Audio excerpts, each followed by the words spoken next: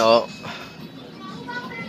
yan, kala ko makapagpahinga na ng linggo. Yan, nag-upgrade tayo ng Piso Wi-Fi. Ito yung luma. Ay, tingin sa inyo.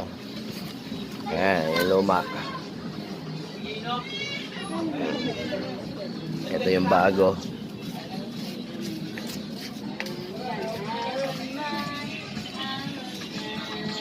Wi-Fi 6. Piso Wi-Fi. Alam ko makapag-upgrade tayo. Pag-upgrade. Mga gamit.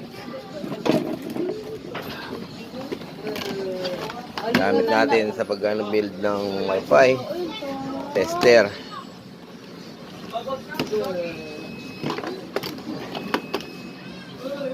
Crimping. Ang tester din.